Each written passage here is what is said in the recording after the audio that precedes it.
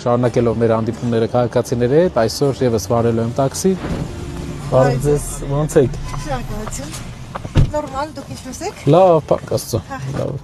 Ոնց եք տեսնում մեր ապագան, երկրի ապագան։ Ճիշտն ասեմ, չեմ տեսնում։ Հավատում եք, չեմ կարողանում տեսնել, չգիտեմ։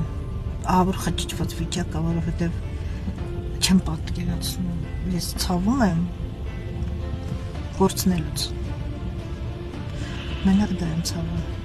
Սարսափելի է։ Այսինքն դուք մարդ եք, ով ամենաթանկ բանը տվել է,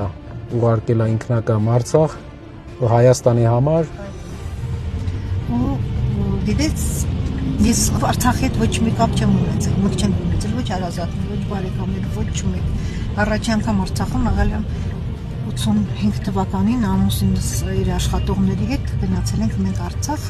ու ես Արցախը տեսել եմ այդ ժամանակ, հիացած հետ եմ եկել։ Մայիսին եւ մայովկայի օրեր այնտեղ։ Ես չեմ եղել։ Այդ որտեղ ասմատավներ ստացեց, մամա մենք չենք գրվել, մենք հաղթել ենք։ Ու ինքը ամաչում էր իմ աչքերի մեջ նայեր։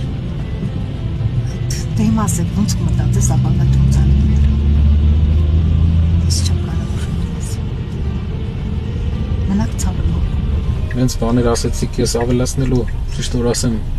բան չունեմ, չէ։ Դե ցավոտ թեման է, գիտեք։ Ձեր անցած ճանապարհով, ձեր տալերով դուք ամեն դեպքում արել եք այն, ինչ որ